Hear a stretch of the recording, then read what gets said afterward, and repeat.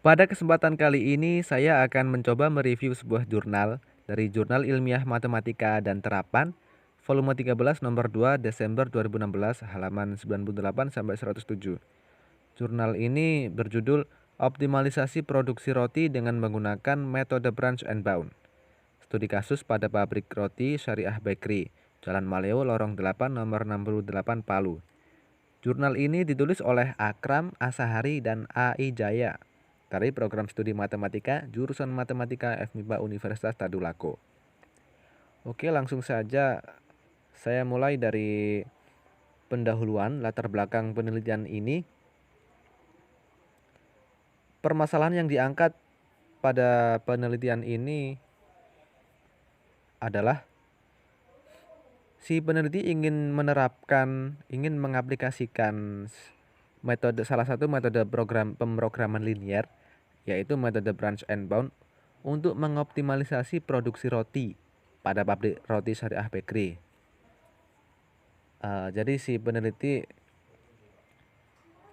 setelah melihat perkembangan bisnis roti di daerahnya yang cukup menjanjikan, kemudian si peneliti ingin mencoba menerapkan metode pemrograman linear, yaitu Branch and Bound, untuk mengoptimalisasi produksi roti pada pabrik roti Syariah Bakery, dengan harapan setelah adanya penerapan metode ini diharapkan keuntungan yang didapat oleh pabrik roti tersebut bisa optimal, bisa maksimal dari segi produksi, dan juga keuntungan yang didapat bisa maksimal.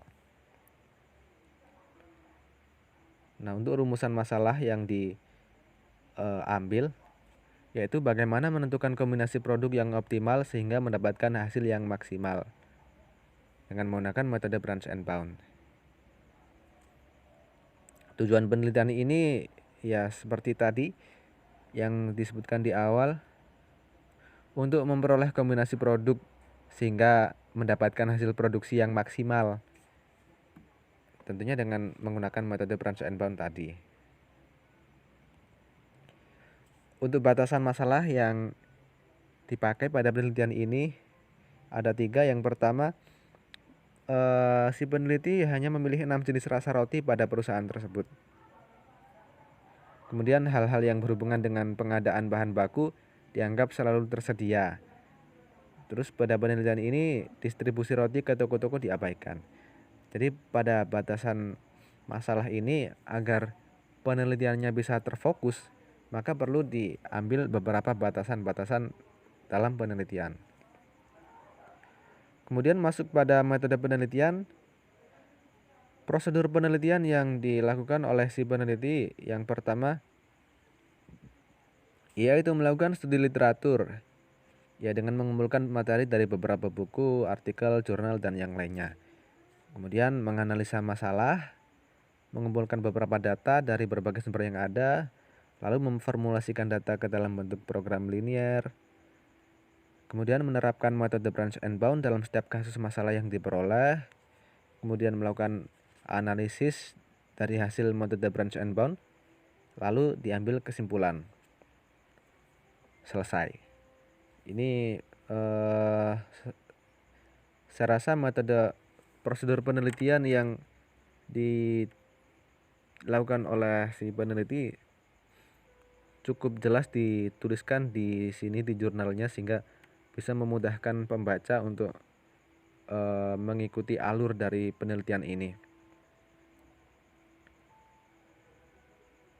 Kemudian di bagian metode tentunya si penulis jurnal mencantumkan pengertian dari program linear, apa itu program linear, terus kegunaannya apa, terus juga dituliskan di sini tentang metode simplex, kemudian metode Branch and Bound sendiri, yang mana metode Branch and Bound adalah metode yang dipakai pada penelitian ini.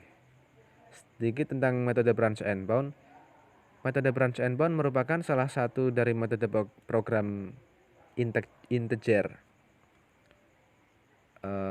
Jadi metode Branch and Bound ini adalah metode untuk mencari solusi optimal dari berbagai permasalahan optimasi.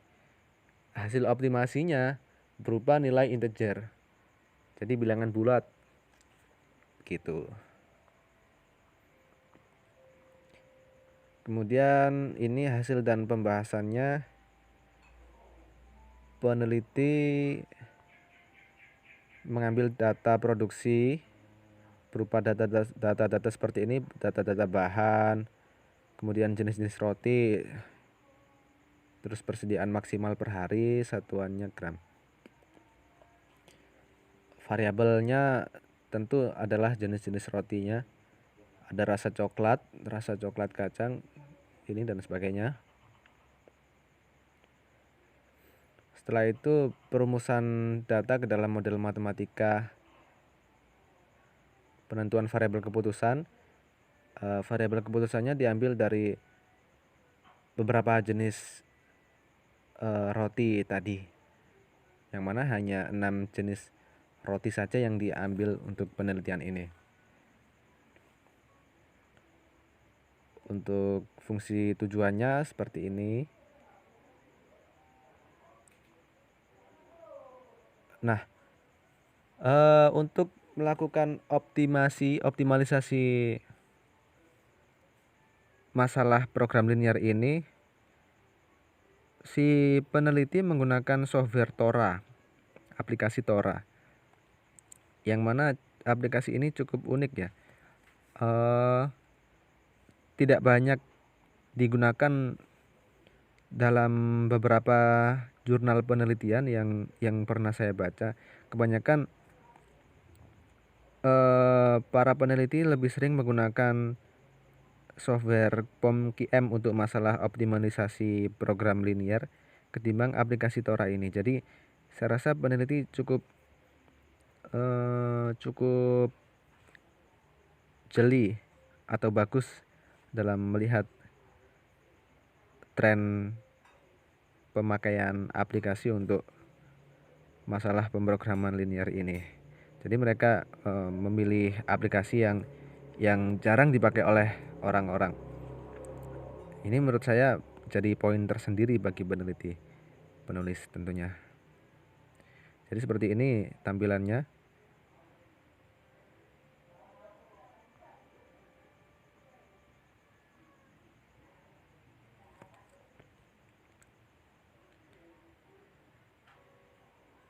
Kemudian dari hasil analisis data dengan aplikasi Tora tadi, dengan berdasarkan hasil penelitian, maka disimpulkan bahwa roti yang diproduksi dalam sehari sebanyak 2.940 buah, dengan kombinasi roti isi coklat sebanyak 1.571 buah, roti isi keju sebanyak 1.230 buah, roti isi mocha sebanyak 59 buah, dan roti mesis sebanyak 80 buah. Serta hasil penjualan optimal dalam sehari adalah Rp5.880.000. Jadi setelah dilakukan olah data, pengolahan data dengan aplikasi Tora, dihasilkan kombinasi jenis-jenis roti seperti ini, sehingga menghasilkan keuntungan maksimal sebanyak Rp5.880.000. Nah, seperti ini. Kemudian daftar pustaka yang diambil oleh peneliti cukup sedikit menurut saya, hanya 4 referensi saja. Untuk kekurangan mungkin di daftar pustakanya ini agak kurang ya. Menurut saya kekurangannya dari jurnal ini, dari referensinya kurang diperbanyak lagi. Tapi secara positifnya, jurnal ini ditulis sangat simpel oleh si peneliti, oleh si penulis. Sangat mudah dibaca dan dimengerti oleh pembaca. Jadi ini juga merupakan nilai plus bagi si peneliti, bisa memaparkan hasil penelitiannya ke dalam jurnal yang dengan bahasa yang mudah dipahami seperti ini. Oke, itu tadi sedikit review dari saya. Bila ada kesalahan kata maupun kesalahan informasi, saya minta maaf, saya mohon maaf yang sebesar-besarnya. Terima kasih. Wassalamualaikum warahmatullahi wabarakatuh.